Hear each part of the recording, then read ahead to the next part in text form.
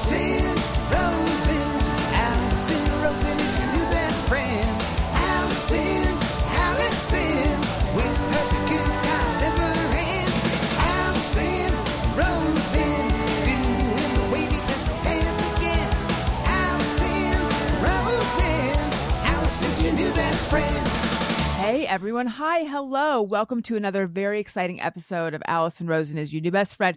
We are back. We're in the pod cabin. I'm here with your husband and mine, Daniel Quantz. Hello. Hello. How's it going? Good. Did we do a Monday episode from here last That's what I week? can't remember. I think we did actually. So this isn't our we're back episode. Well, but I still we're still back. still here. We're still back. That's right. A lot is going to happen in this episode. Daniel may or may not unveil. Tony, play like some kind of... Well, no, I'll say what it is and then play something to indicate like, wow, but not wow. Or you know what? I'm not going to be so micromanaging and bossy and leave all this in, by the way. I'm going to get an email from Tony saying, did you really want me to leave this in or not? Yes, I do. A new segment from Daniel, which may or being workshopped. There may or may not be a new segment from Daniel. Who knows what'll happen? I'm nervous to unveil any new segment on Why? this show. Oh, because I'll make you do it every single show for the rest of your life if it's good. And then it's like any good thing becomes this is what hell is, right? Like for talented people, I guess. Yeah, like the thing that you like at first becomes the thing you hate the most.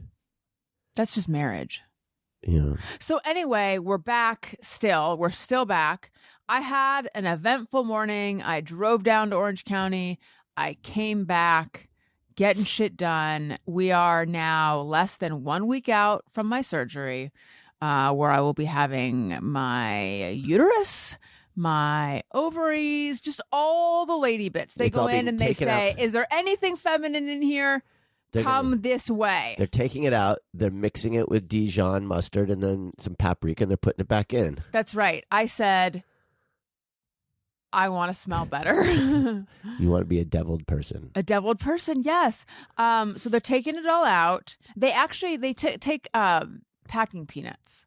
And that's Is that how they do it? Mm-hmm, I thought they just fill you with. Put some foam spray in there and just it depends. It depends what part of the country you're in. So that, and then I'm also having a rectocele repair. That's exciting. Yeah. And, I found myself in a situation yesterday where I was explaining what that is to someone. And there's no fun way to explain it. Basically, there's a bit I'm just going to look it up. I'm just going to look up how to explain it. Because it's like, sounds great. It sounds fun. Me. I don't like to talk about butt stuff. I know, but a rectocele repair? I mean, who doesn't want one of those? A rectocele is a type of pelvic pelvic organ prolapse where the rectum bulges into the vagina. Can anyone just get one of those, or do you need to have one? A rectum and a vagina? That's a great question. Could a man have a rectocele? I don't know. Or rather, can you get the surgery if you don't need it? Oh, I just go just to tighten it up and say, I'd like a rectocele repair. Can I see the pricing? Yeah. Can I see the pricing menu? Then you get chefs. You can order off menu, and they give you a QR code, and you have to go. That's the egg salad. So anyway, oh my God, that just reminded me. I had a bit of an issue with a waiter in Hawaii over Dijonnaise. That's what I miss. I remember that. That's what I miss. That feels like yesterday. That's what I miss about being on vacation. And I feel like I took it in stride pretty well. I was just like, you know what? This guy... But you had him fired, which I thought was extreme. Well, I took it in stride, but I still didn't want other people to go through what I had gone through. No, I took it in stride, but still... To be able to just the biggest problem of the day is the menu said the sandwich would come with Dijonnaise and then it arrives and it only has mayonnaise. And then you ask for a side of Dijonnaise and then he just hands you a little cup of mayonnaise. For that to be the biggest problem. But I realize in the course of saying this, I'm spinning it like I'm someone who doesn't care about tiny problems when I'm on, the mainland either. And it's I just do. That they're not the biggest problems. Well, it's just more like I'd rather worry about mayonnaise in Hawaii than in Burbank. But also,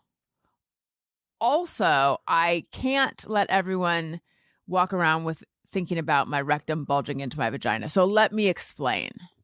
It's not like they're still separated. They're separated by muscle, or whatever it is. It's just that and it's not a severe one.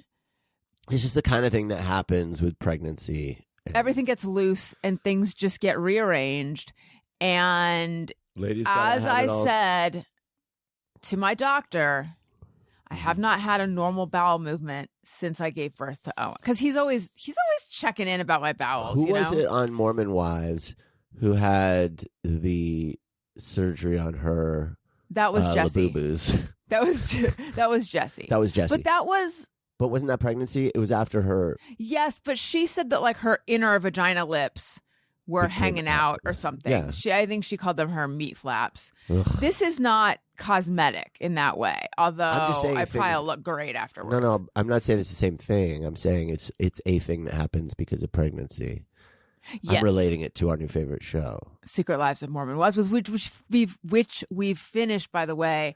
Now what? Because we have other shows. And what's great is that I looked, and the new season's going to come out sometime before the end of the year. They've already filmed it, which is crazy. So it's nice to get into a new show, finish what there is, and realize the next season is coming up.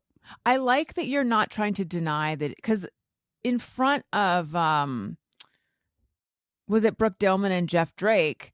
I mentioned Secret Lives of Mormon Wives, and you played it off like you're not obsessed with it and sending me TikToks about the show. You were acting like I'm sitting there thinking a lot about it when we're not watching it, which at the time I wasn't. But now you are. Now I think about some other things a little bit more. What the heck? Oh, it's Watch Duty. Watch Duty is the app. There are some fires. Yeah, is the app that we all have PTSD from. Yeah. Because of the, there have been some fires. Well, there was a big fire, I think, in Lancaster yesterday. I mean, we're coming up on. Can we get back to my butt, please? Because I don't feel satisfied that people. Yeah. I want them to picture a beautiful rectum. Yeah. Which is what I'm going to have at the end, guys. It's going to be. It's not as sloppy. It's not as sloppy as it sounds. Okay, so my it's regular gonna be a museum quality rectum. Yes, when they're done. My doctor, my gynecologist, is going to do the lady bits, and then there's a different doctor who's going to come in and do the butt. She'll tag in the butt person. Yeah.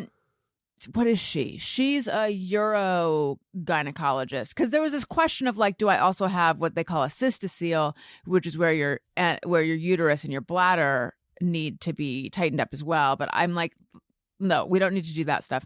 But anyway, there's gonna be a row of stitches on the inside of along the back wall of my vagina. Imagine a corset where you pull it and then it's laced up.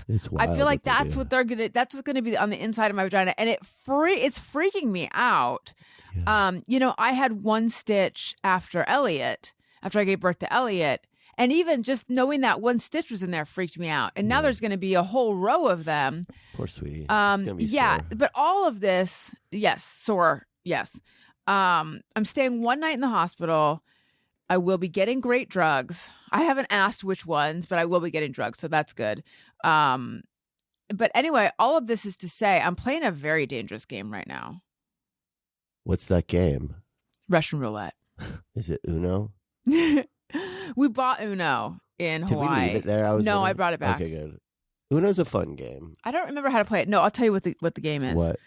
I'm playing a dangerous game with Miralax right now because I'm constipated. Are you trying to clear out? Well, I'm just uncomfortably constipated, and I took a little bit of Miralax yesterday. Yeah. A little bit. Yeah. Meanwhile, our son, he's like regular Jones now. Oh, that's not what I was going to say. What I was going to say is that you can give him a cap full. He has a hollow leg for Miralax. You can give him a cap full of Miralax, and it does not affect him at all. I gave myself an eighth, just a sprinkling of it. He had the ability to not poop. I called him the Iron Colon. That was, but now he's regular Johnny Jones. Regular. Right, for right now, he is. No, knock on wood. So anyway, I took a little bit yesterday. It helped things, but like not enough. So I took a little more today, but it's just look, where are you with your laxative consumption? I don't Never think ever. Historically, like before surgery or anything? I think I did when I had to be on lots of opiates for surgery and I was constipated. Yeah. I might have taken them then. Anyway, and I don't have a lot of experience either, except for, well, I had to do like a bowel prep before my endometriosis surgery in 2011. But then also before I gave birth to Owen, the same doctor who's taking out my bits was like, get your bowels in order. So I took Miralax then. I literally lost 9 pounds. That's how backed up I was. But you should be your uterus and everything should be there should be like a little baggie that it's in so that the surgeon like giblets. So the surgeon can just take it out more easily. I know. You know? Why is it not in a purse? Yeah. So anyway, when things get moving too fast, I find that hugely uncomfortable. Oh, is that what's happening now? No, it's not. I'm just that this is hence the dangerous game. Well, but you're never far from a bathroom. Like I've designed my life that way. Yeah, I know, like but morning, I only need to go when you're in there. Was a risk with you going down. No, you don't. No, you don't understand. I'm just saying the dangerous game is I could end up in that situation. I'm not there yet, and I don't think I'll be. I just don't want to be. But I just feel like the whole thing with recovery is take all the light.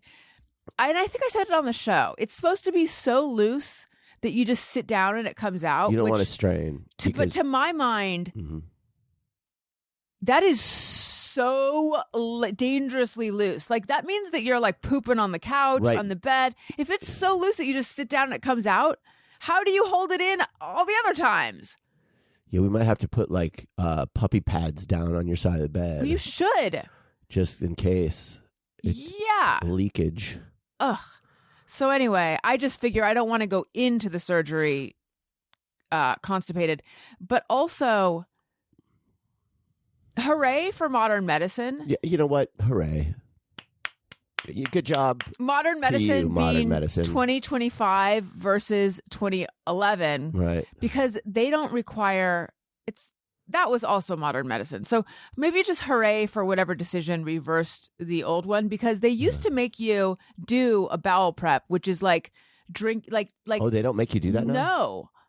And they're going to be in the zone. Do they are they going to be like flushing you out when you're under?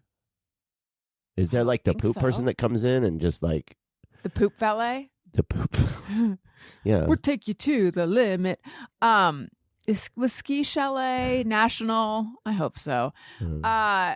Sports Chalet. Sports Chalet. I think it was. They didn't say anything about we're gonna anesthetize you and then the poop person will come in. I think that if they needed you to be, clean as a whistle, they would still do a bowel prep. I think they have some, studies show that the outcome's actually worse if you do that beforehand. I don't know. So they don't make you do that. And then also back in the day, it was like, you need to stop eating and drinking 45 business days before your surgery. That's an exaggeration. But there's still some of that for anesthesiologists. Right. But it's you stop eating at 8 hours before or midnight the night. My surgery is at 1:30 p.m. So they used to want like the colon clean as a whistle. Yeah. And now they don't care if there's just a huge amount of stuff just jammed in there.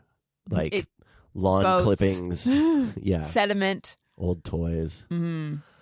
An old toilet brush. Which why was I hanging on to that in my colon? Right. Old plastic dinosaur. Weeble wobbles. I bet you Weeble wobbles got keistered back in the day. Probably. Those seem like keisterable. Is that why they don't sell them anymore, Weeble wobbles? Whatever happened to those? They do seem like a choking hazard. Well, for sure. A python. For sure, choking hazard. So anyway, yeah, and you can drink clear liquids up to 4 hours ahead of time. That's totally different. Right. And clear liquids include like broth, Crystal Pepsi. Yes. Coffee with no cream.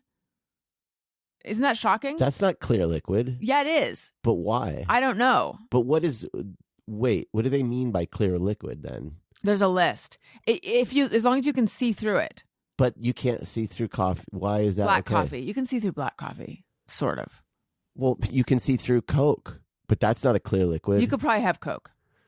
What the fuck do they mean then? Oh, sorry. You can't have carbonation. That seems like a different category than clear liquid, doesn't it? I'm not sure that it said clear liquid if you really want. It was liquid. All right, listen. Oh, sorry. You know what they mean by clear? What? They mean you can see through it. But they don't mean the color is clear like Crystal Pepsi. So like not a smoothie. Not a smoothie. No smoothies, no tomato juice, no V8 mix. Can you no see through coffee. a Dr. Pepper? Well, you can't have Dr. Pepper because of the bubbles. But flat Dr. Pepper. Yeah. According to them. I see. Do you want to take it up with the AMA? That's just a little callback to apologies on that. I mean, I'm drinking Dr. Pepper Blackberry, 0 sugar, and you know what? It's pretty good. Jeff Drake had a question, which I agree with. Is it Dr. Pepper with blackberry flavor? Mm-hmm. It is. Okay. Yeah, like you can taste the Dr. Pepper and the blackberry, so it's both. So I had a slew of Pomona College, my same recurring Pomona College dream. That's because you were just there. Oh yeah, I was for my mom's funeral. But it's always like somehow I've got to enroll and I'm there, everything's late. And I'm an upperclassman and they got to find a room for me, but they've put me on South Campus, which is where first and second years live. And this time I was like sharing a room with 3 other sophomores and I didn't have a desk. I had a bed, but I didn't have a desk. And I was like, well, how am I going to do work if I don't have a desk? Yeah, seriously. So then they gave me 2 names riveting. of people to contact. And then I woke up. But it was longer and worse how is than it that. this late there in was the day? also I'm only hearing about this fascinating dream. Saved it for the show. There was also cameos by a lot of my favorite friends that I hadn't seen in a long time. For example, Sean. Paul. Brian. Yeah. I forget the rest. But Sean and Paul, it was cool. Like, how are they doing? Sean Mooney and Paul Tomasiello. Well, they seemed great in the dream, but it was like Sean M and Paul T. Yeah. Paul's name is actually Lawrence, so it's L. Paul Tomasiello. I mean, I miss them. Yeah. But in the dream, it was, you know what it was like? Tell me. It was like Adina and Kristen Chenoweth, Adina and Kristen popping up in the movie Wicked. Or it was like... Right. They were like cameos. Yes. Yeah. That's what I said. That's what I meant. They were like the security officers instead of the students. You know? I mean, they actually were just students, but still, if my dream had like an applause track, there would have been... It was like, oh my God, like, of course they'd show up. Huh. I'm so glad they did. It was nice of them. Yeah. So, I'm just checking off the important things I've talked about. Miralax, dangerous game, that gets crossed out. What kind of dream I have a lot lately, or I have always had, is a dream where I'm like driving or something, but I'm not in full control of the car, and I'm going really fast. Like it's like maybe like a drunk driving type dream, where it's like I'm sort of sideswiping parked cars, or like coming off of off ramps like at the wrong angle, and it just barely, and there's this thought of like, wow, I'm creating, like feeling like it's real and feeling like, oh my God, I'm hitting a lot of cars and not stopping. I guess I'll just keep pushing forward and keep doing this, and then like, little off the margin of the road type thing. Do you have those? I have driving dreams, but not that kind. Like, I have not in full control. Well, yeah. Oftentimes I'll be driving and it's like I'm driving. It's like a goofy car and like almost like a amusement park type car, and the road is almost like Dr. Seussian or like Jetsons. It's like up in the air, and then I'll be like going up, and then all of a sudden the steering wheel snaps off. I have that a lot. Oh, yeah, Similar. interesting. Similar. Who are the cars you're swiping? Who? Oh, you Who? mean like in my? Well, see, What but does it they're represent? all me. If you really want to analyze your dreams, hun, Yeah, everybody's you. So it don't matter. You know, I never fully understood that. Is it just it's because it's all coming out of your mind, so it's all you? Like, why must we be so self-centered in our dreams?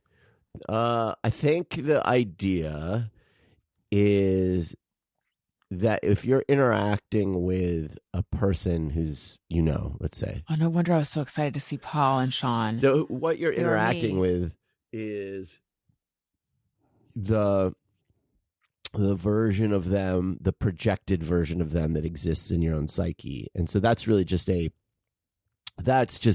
manifestation of some part of your own self. It's not them. Clearly, it's just a dream. So then the answer to my question a little while ago was yes. When I said, is the idea that it's all you because it's all Yes. coming from your brain? The Yes. answer is yes. Yeah. Okay. You know what your mom said today? I know some of the things she said. Want to know one of them? Yeah.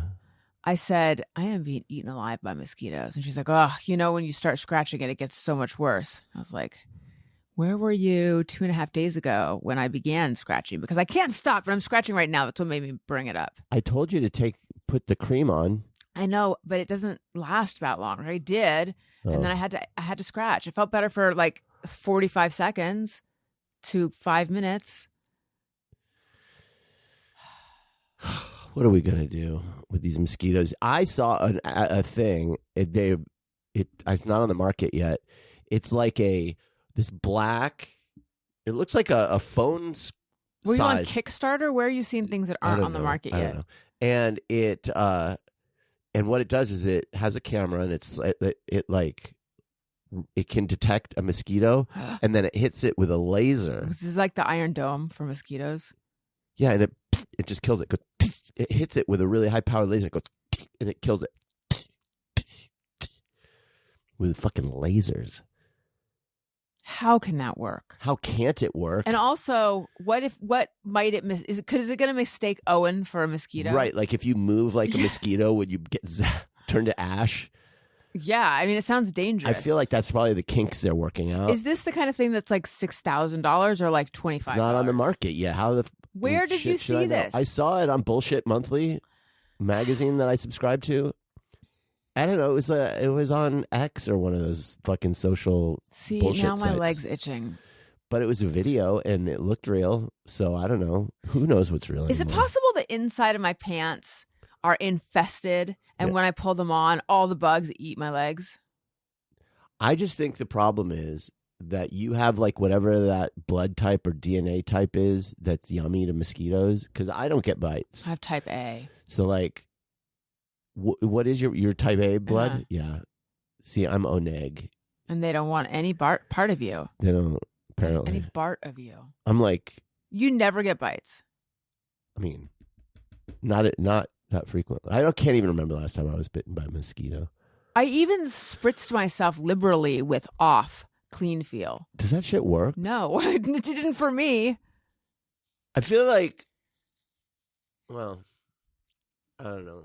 If you want, I did see there's another thing that's on the market that's supposed to be really good about getting rid of mosquitoes, and it's not like a zapper thing. It's like some sort of I don't know, sonic. I don't remember what it did, but I saw a review of it that it works. I'm not even seeing them. That's the weird thing. Is that I'm not either. That's why it's crazy. That's why Are I you sure feel it's like- not a spider bite? do spider bites itch like this? Sure. What I'm not sure about is that it's not fleas, which is horrifying to me. I don't think it is. I don't think though. it's fleas. I don't 'cause think we'd- it would be all over my elbow. if And we'd it's all be fleas. getting them. Well, I not don't- you with your superior blood. It's true. I don't think that's what it is. I did kill a black widow out on our front porch. Maybe it was one of its offspring. Is that like a? Do you want to put the Black Widow head on our wall? It was so like the thing about Black Widows. I am proud of myself. Much about them. I am proud of myself because killing Black Widows is not like killing other spiders, because they're plump and they have that like shiny black like. I gotta look. I don't even really know what a Black Widow. And so like killing them is just like. Ugh. And you hate spiders. I don't love killing spiders to begin with, and I was really torn. I was like, I don't know that I want to kill it. But it's a Black Widow. It had black on its back. I mean, it had that fiddle thing on its back. You mean the red diamond? Yeah, the hourglass. Absolutely. Scary. Yeah, and I was just like, it's like maybe if it was further away from the front porch, right? But it was like right where like dogs and kids would be, and I was just. Did it look at you in a menacing way? You know what I did? What?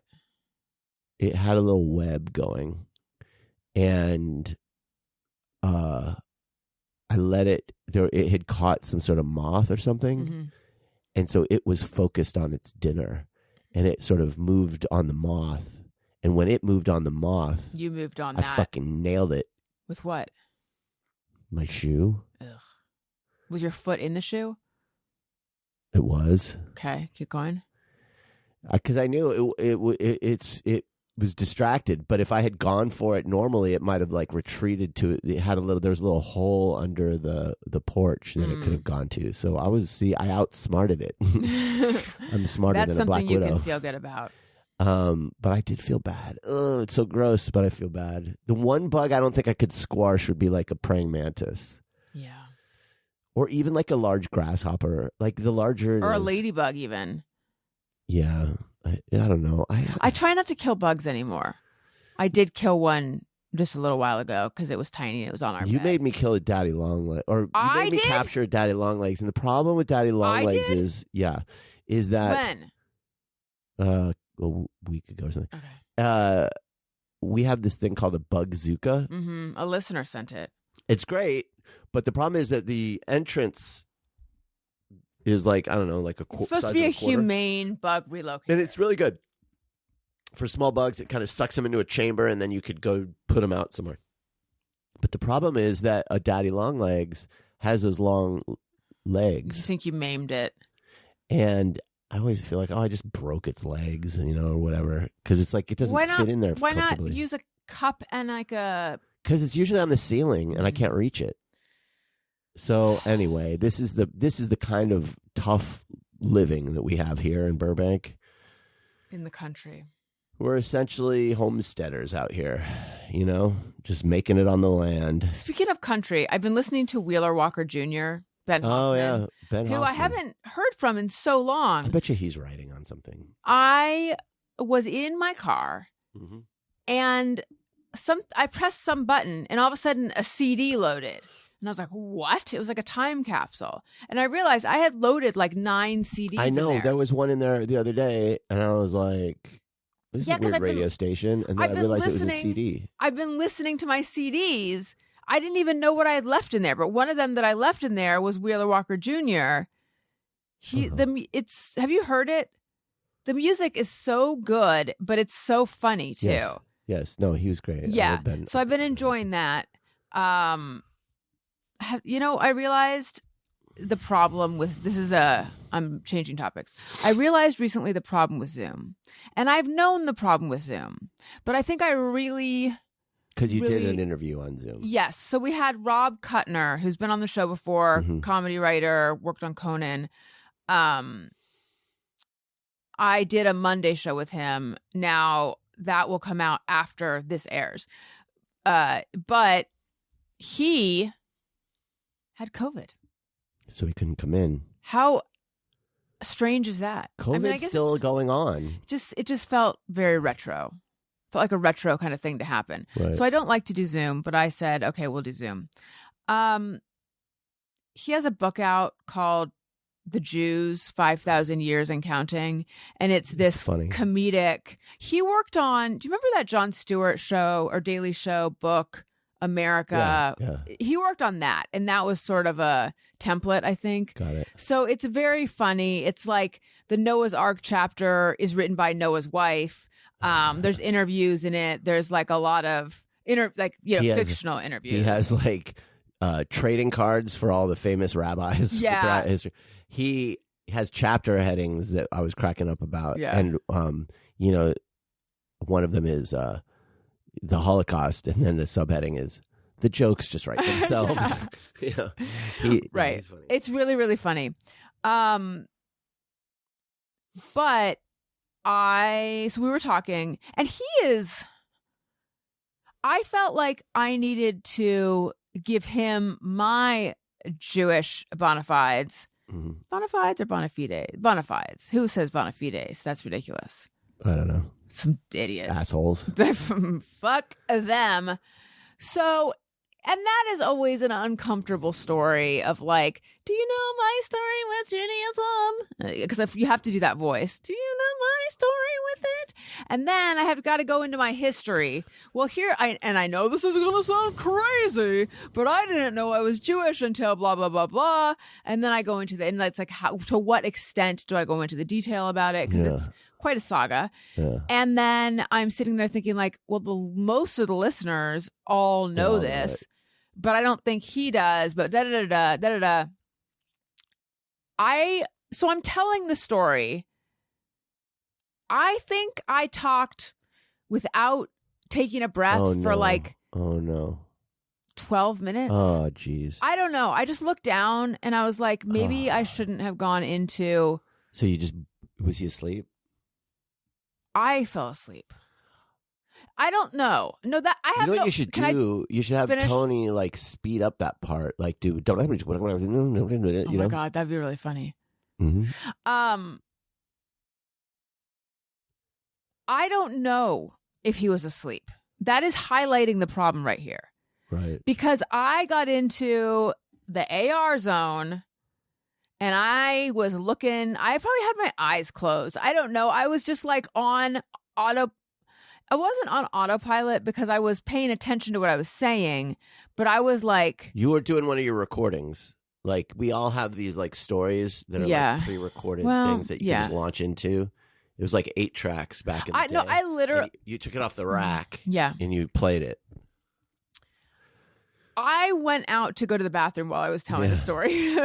By the way, I just invented a cool plugin for Zoom, which is like you could push a button while you're on a Zoom, and what it does is it is always recording the last like minute of your video, and if you push the button, it will gently replace the live footage with a loop of the last minute. Yeah. Like Speed, the movie. Yeah, so that the person talking thinks they're talking to a person who's listening, and it's like moving and whatever, but it's on a loop. That was the joke. Yes, exactly. That's why I went to the bathroom while I was telling the story. Like I was both in here anyway. So no, not while you're talking, while you're listening. So that I was thinking of his his side. So you're trying to help him. Yeah. There's a part of the story where it's like, and then we were walking on Balboa Island, and I said to my mom, "Tell me again," and it's like, I went into so much detail. Why not just say like, I didn't know I was Jewish until this point, and it was really weird growing up in Orange County because of that. Anyway, what about you, guest? Why not do that? Because it was Zoom. No, what does Zoom have to do with it? In person. You would be able to read their boredom? I'd be able to read the room. Oh. I'd be able to read the passage of time. I'd be able to see like, Tony just fell asleep. The leaves are changing colors.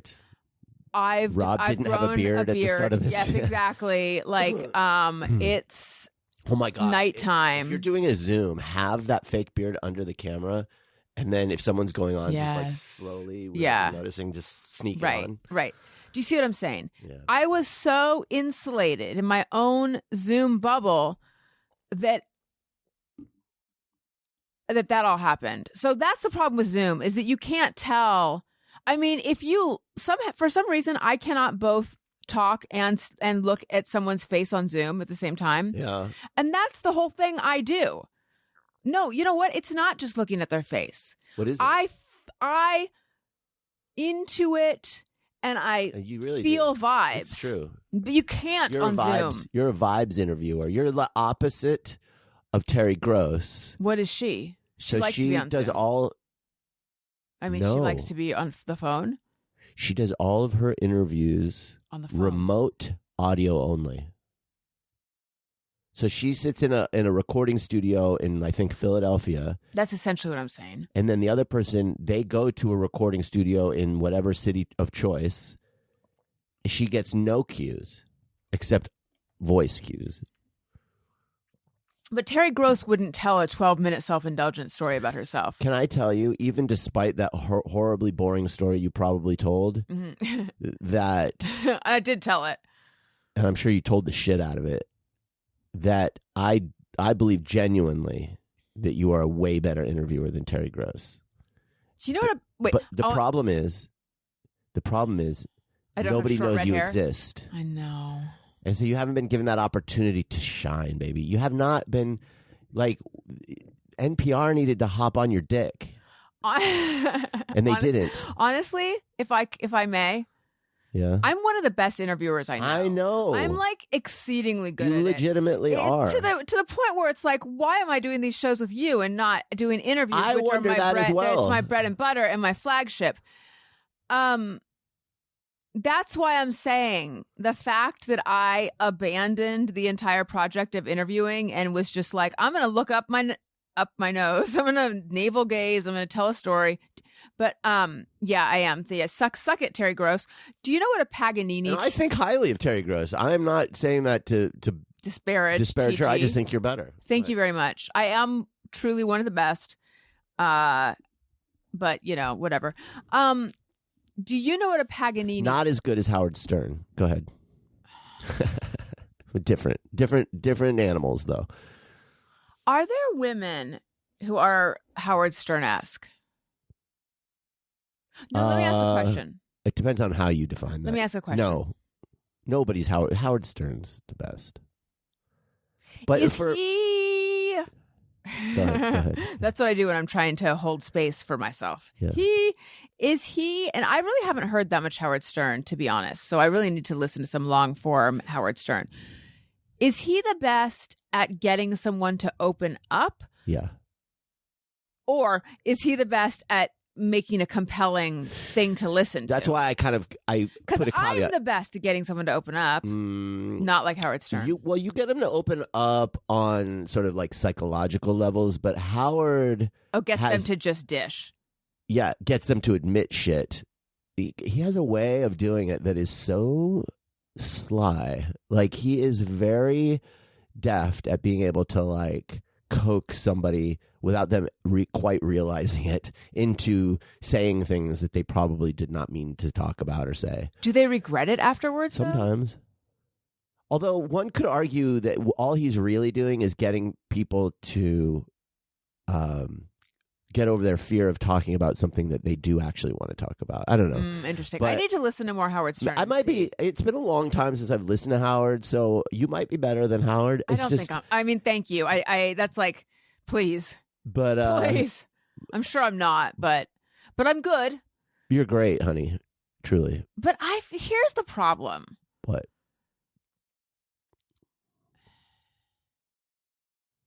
You know, I should be like a police interviewer or something. Yes. Because I feel everyone wants to hear from the police.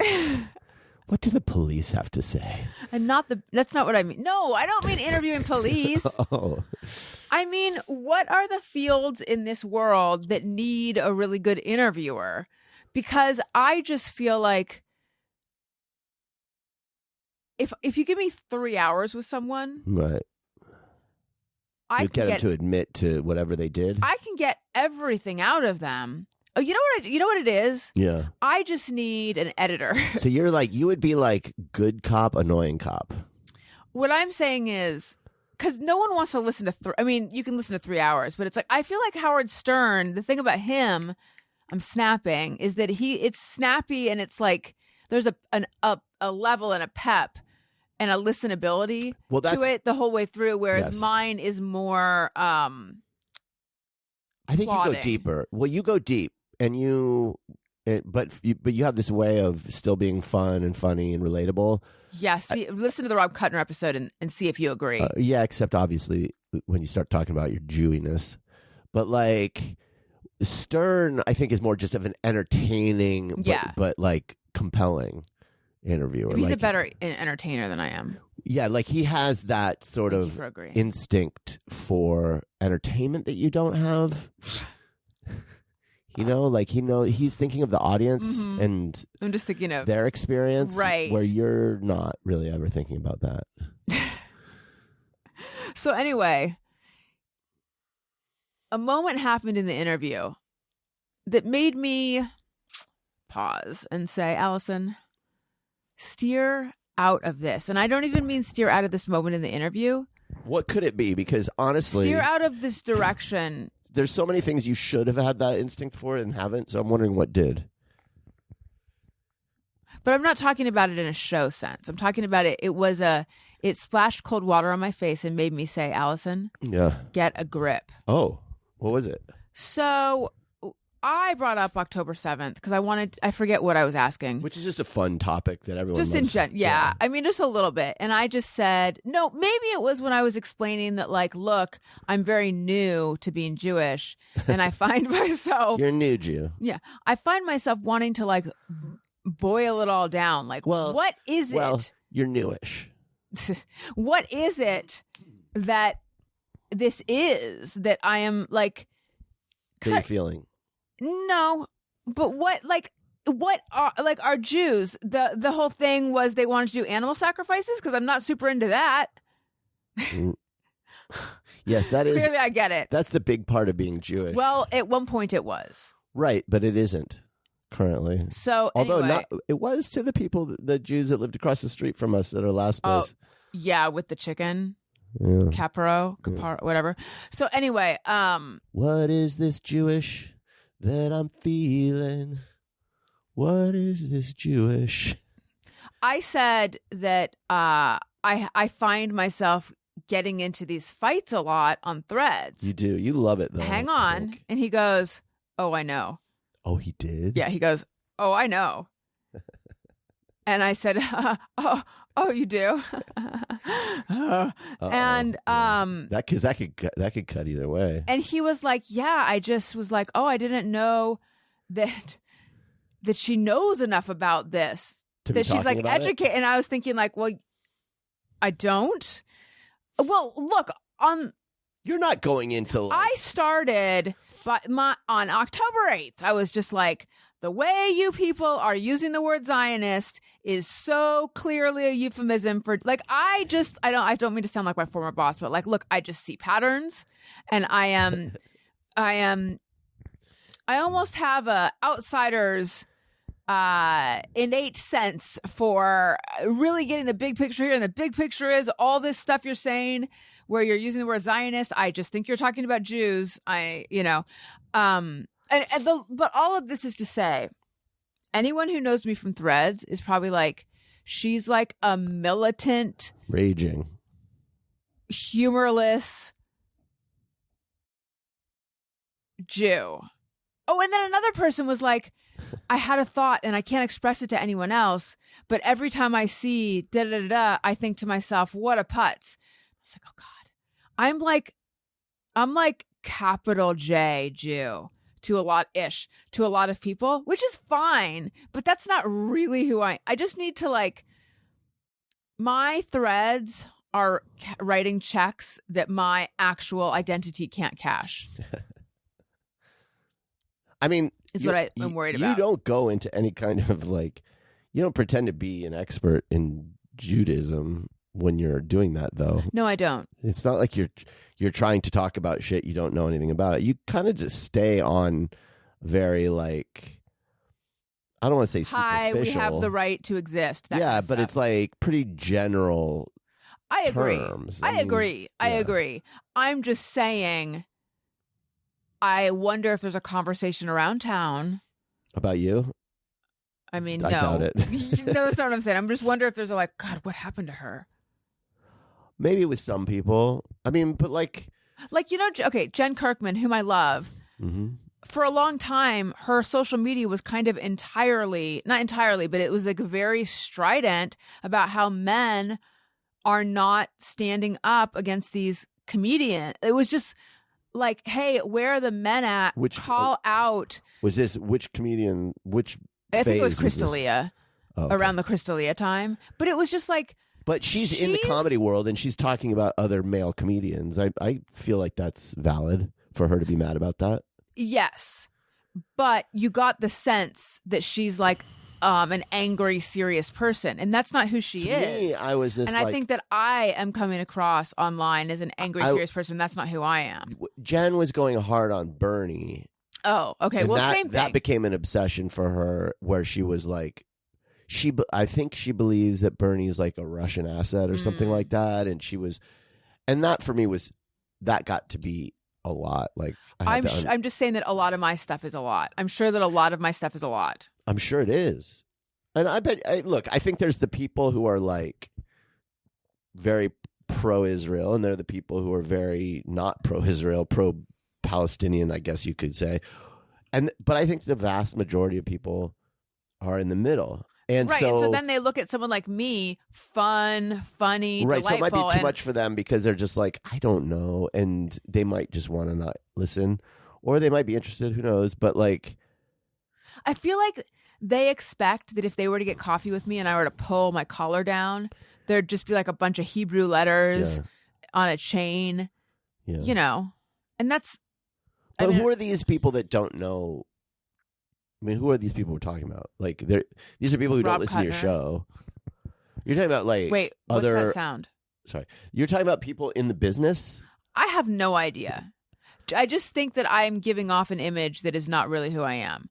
Like, I am addicted to arguing with people about this one topic on Threads, and other people are probably like, "Wow, this is all she cares about."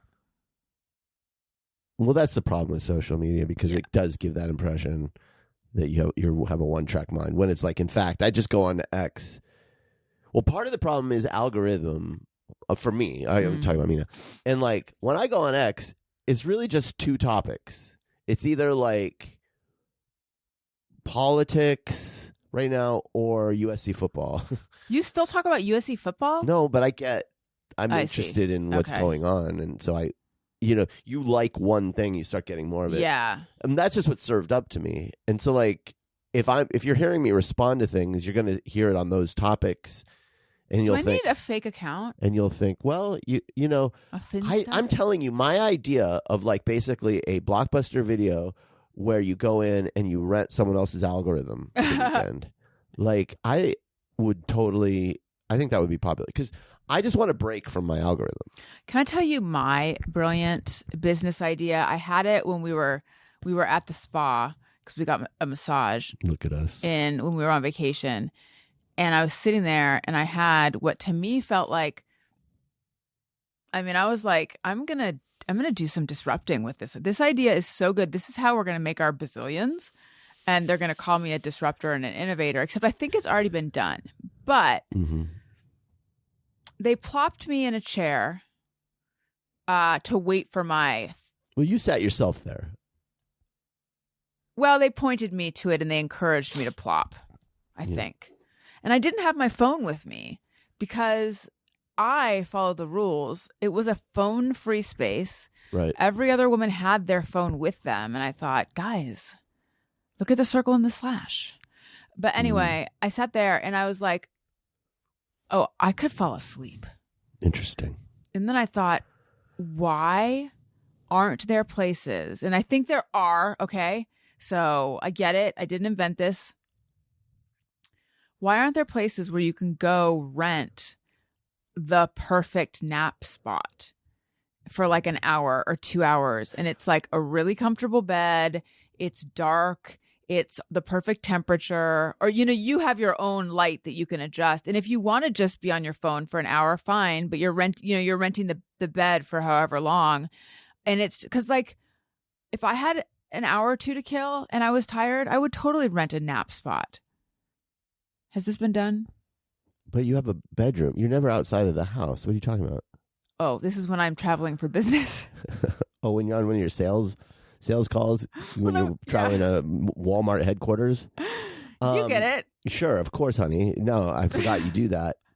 Well, I think that there are some more high-end airports that have like little things like that. Yeah. And then I think I've seen something like this. But why is it not like Starbucks? Yeah, I agree. Probably because there's not a demand for it. But but there is. I want to say on your thinking. I want to say on La Brea, maybe near where we used to live. There might be something similar to that. But it's more meditation based.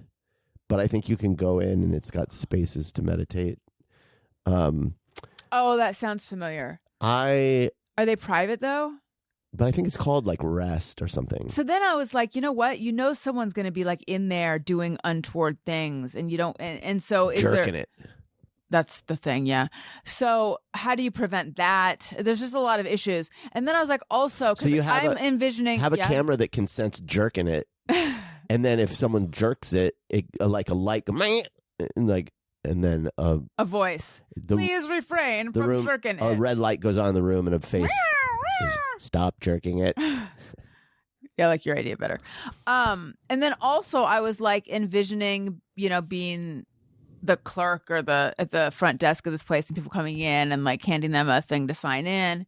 And I'm like, I don't really want that level of interaction with the public. And then I thought, wait a minute.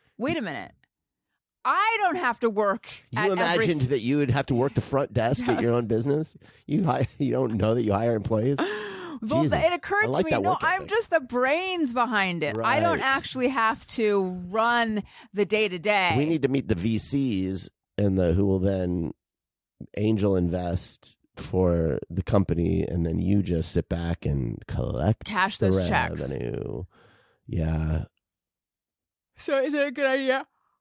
I think it's probably a good idea in very, very targeted Japan specific areas where there are people who are tired, would have easy access to it, and would need naps. I just don't know if that's. My dad once. Am I inventing a hotel? Kind of. Because I was like, what about people who have a layover? Well, because yours is about an hour. I'm inventing a sleazy motel. You invented a sleazy. My dad had this idea that he was serious about. I'm sorry, Dad, but this is amusing to me, and I love you, and I don't mean to be making fun of your idea, but I'm going to.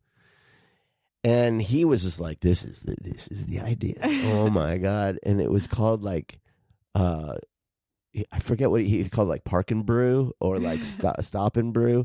And basically, the idea was this. Because he had to commute from like downtown Tucson to his home, which is basically just one road. But in Tucson, they never put a freeway in the middle of the city. And so like if things do get clogged, and it's a huge like pain in the ass. And so his idea was it would be like a fast food type like structure where you go, you park, and you can have a beer or two while traffic, like during rush hour. And brilliant. And then, traffic thins out, you get back in your car, drive home. And he just thought that was the Park and Brew. And first of all, I was like, well, there are bars. Yeah. There are bars. You could just No, but this is in your car. That's the genius of Park and Brew. You don't stay in your car. Oh. But like, or maybe you do, but there's also the like drinking and then getting back in your car part, which is problematic. Yeah. I don't know, but you just invented a bar, right? Basically, I think his idea was that it doesn't have that like it's bright and it's not like conducive, because like a bar is seedy, is cave-like. Yeah, like this has bars are like dark and they meant to like make you. This like, is wholesome. stay. This is just a beer in your car in the This daytime. is like the Starbucks but beer. Although this was long before Starbucks that he had this idea. Anyway, how far did he get with it? He told me about it about 18,000 times. Is about as far as he got with it. This is like my perfume in a cell phone bottle called Connection with 3 X's. Oh, that is so also, good. My shoe museum or shoeseum, which is like the Nike store, but you get in and it's a shoe ride. It's a shoe. You get down, you sit in it, and then it takes you around. How cool is that? And it's like the history of shoes. Pretty much. You're in a shoe. I think It's like a dark ride. Do you remember when the Nike store was like a shoe museum and it was just like a lot of information about shoes, Nikes specifically? I don't remember that. That's my memory. There was one that opened up at Triangle Square in Costa Mesa, and I feel like it was multiple levels. And you go in, and it's just like pictures of like sports people and shoes, and it's a lot. It's a deep dive on shoes. The history of Nike is a tiny bit interesting. Didn't they make a movie about it? Prefontaine. What's the name of the movie? Was it or Prefontaine? I feel like no. I feel like they just made one about Nike. Oh, they may have, but yeah. The Nike it's called was, Swoosh. Well, the track coach at University of Oregon, I think, invented Nike, and he took a waffle iron and like created the tread, the soles that way. I think, and so anyway. No, I mean yes, that's all fine and good, but what was the movie that just came out? Movie about, or is it about a I think it was about player? Jordans. Wasn't it about the Air Jordans? It wasn't about Nike. Is it called Air? Maybe. I don't know. It's called Air. The whole Air Jordan thing and the sneakers thing has never appealed to me. I mean, I understand. People are obsessed with that shit. Okay, white guy. And if you go to malls these days, I want to say, now I'm basing this off of the experience of going to one mall, but I'm sure it's every mall. Okay. The stores in the malls are depressing. Not necessarily. Jesus. What are you, anti-mall over here? They're like either Japanese knick-knack stores or shoes. It's all just like Japanese, I think they're called J-Nax. Yeah, the J-Nax stores. J-Nax or shoes. Like various kinds of shoe stores. That's it. Sneakers. Not even Wasn't shoes. there a Lids? Sneakers. I feel like Lids now is like it's just a shoe for the head. So I call it a shoe store. I call hat stores shoe stores. Is it time to do your? I had something to say, but is it time to do your segment? Well, it's not a segment yet. Okay, is it time to do your thing?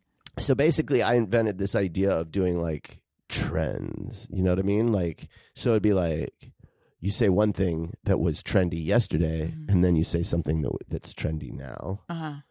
Like someone could be like out, shoe stores in underwear stores. Okay, great. Is that true? I don't even know. I don't think so, but we thought, I feel like this has been done before, and people have had like in and out, right, hot or not, hot or hot, wired or tired. Yes, please, or oh, please. Well, that's different because that's not trends. That's just personal preferences. You're right. This is trends. So I don't know. Now we're looking for a name for it. So I've come up with some great. You ones. have some. My first. So I wanted to make it like using modern parlance, like elite or stinky feet. That's Alison. So or like that one.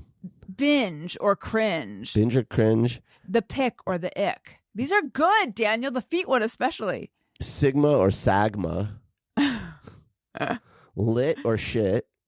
Oh, that's good. Fire or tired. These lit or shit and fire or tired. Those are good. But I only have 3 of them. Oh, how about period or ellipses? Period or ellipses? Ellipses. Wait, which one's good though? Ellipses. You want more of it? Oh, ellipses. So then it would have to be. Oh yeah. Period or ellipses. That's so good. That's so good. The thing is, it just makes so much sense. Yeah. Okay. Okay. All right. So here we have elite or stinky feet. I came up with these when we were in Hawaii. Can I also say what? You were like, oh, I only have 3, and I'm like, well, maybe I can help you come up with a 4th. But I am so unclear on how these are structured that I couldn't possibly help. Yeah, it sounds like a you problem. All right, so these are Hawaii. These are trends that I have noticed going back to Hawaii after a couple of years. Okay. Things like, vacation related Hawaii trends that have changed. Okay. So The first one is watching sea turtles sleep on the beach. That's what is it? Lit or shit? Shit. No, that's stinky feet. Stinky feet. Is it elite or stinky feet? Elite. Letting sea turtles watch you sleep.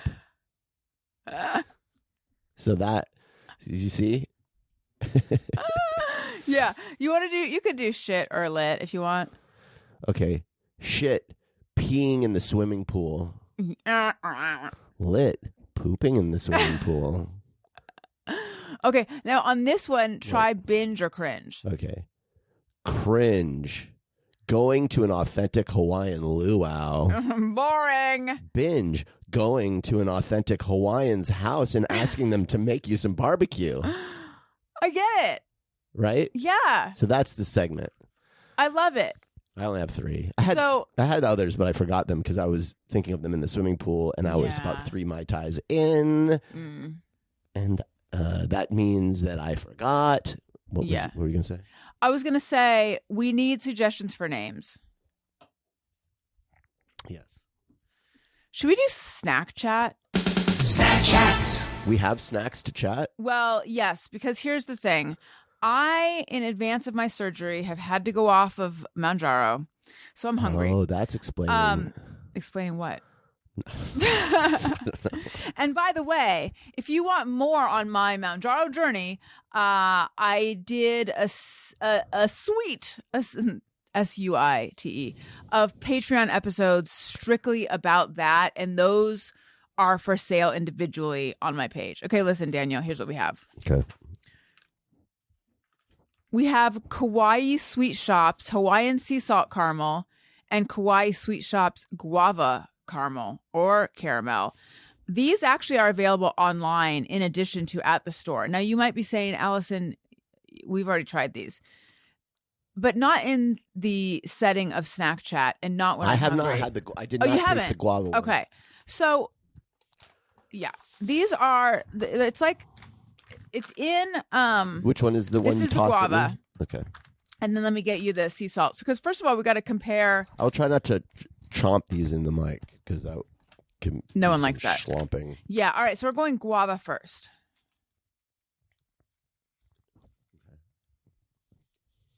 Oh, they're soft. So good. I'm used to caramels being very like chewy. These are like they're not chewy. Oh at my all. God. I realize why I like them so much. Why? These are, Very buttery. you know how C's Scotch Kisses are my favorite? Yeah. This is very reminiscent of the caramel part of the C's Scotch Kiss.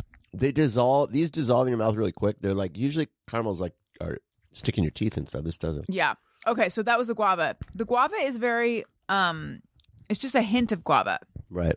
Like a tiny amount. Okay, that was good. They spell guava puree, Puret, which is interesting. Okay. That can't be correct. I don't think it is. All right. Now here's the salt one. Oh, I like that better. It seems saltier than I remember it. That's way better to me. It's the difference between coffee and flavored coffee to me. Like, I don't need the guava in my caramel. How much did you taste the guava puree? It still was it was not welcome Really? for me. It didn't add to it. Whereas the salt enhances the sweet. This is good. This is better. I find them both to be irresistible. Do you want another one?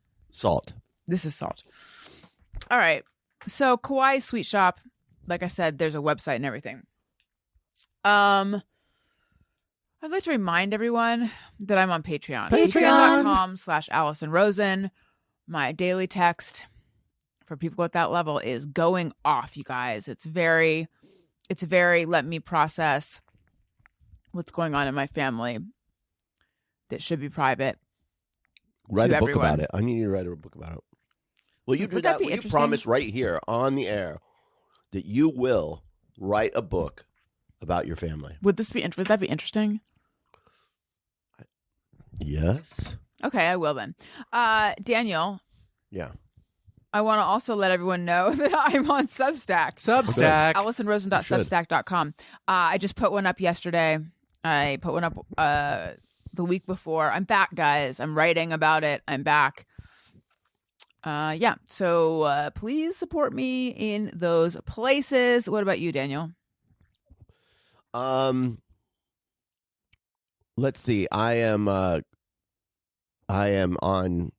Should I do TikTok? I don't know what to do on TikTok. I don't know. Listen, if you want to hear from me, if you want to hear more from me, let me know. I'm behind. People have DM'd me stuff on Insta or whatever. If I haven't gotten back to you, I will, or maybe I won't. I don't know. I'm lazy.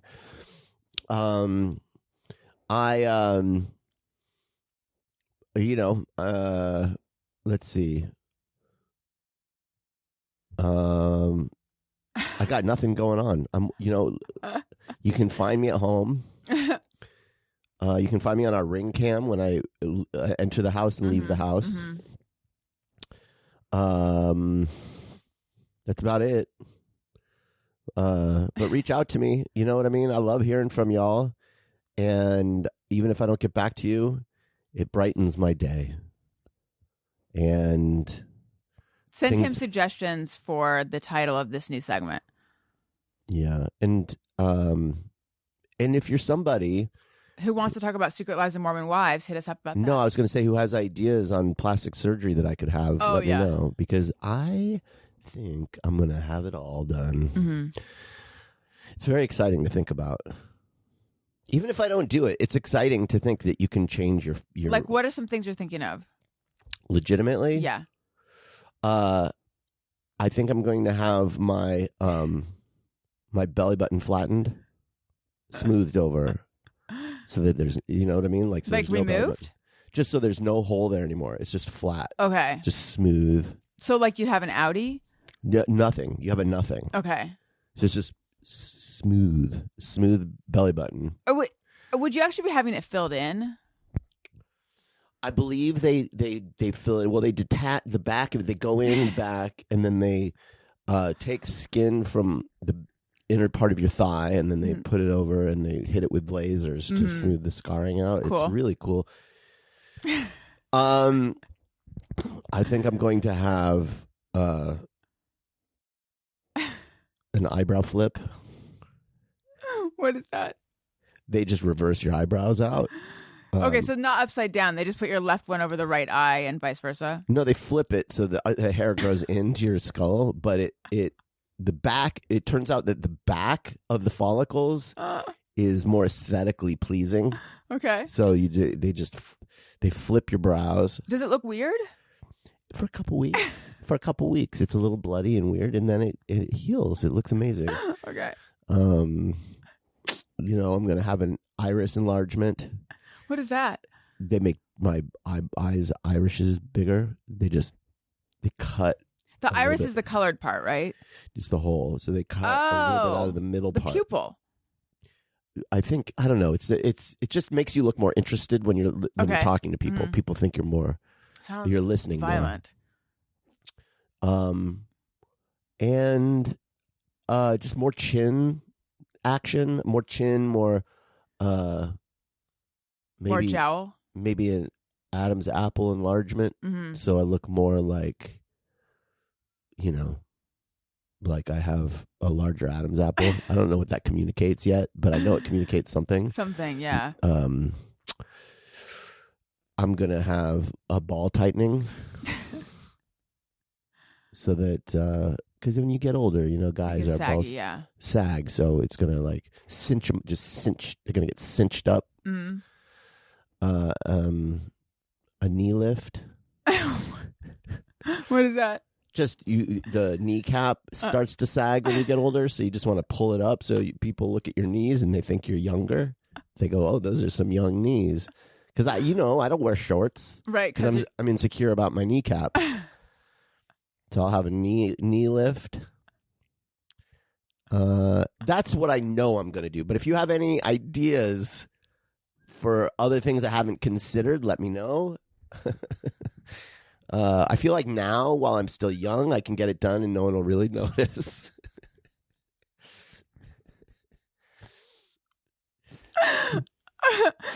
Well, it's an exciting time. Yes. Everyone, I'd like to thank you for listening. I love you. You matter. Goodbye. Bye. Hey, do you know about the Alison Rosen show?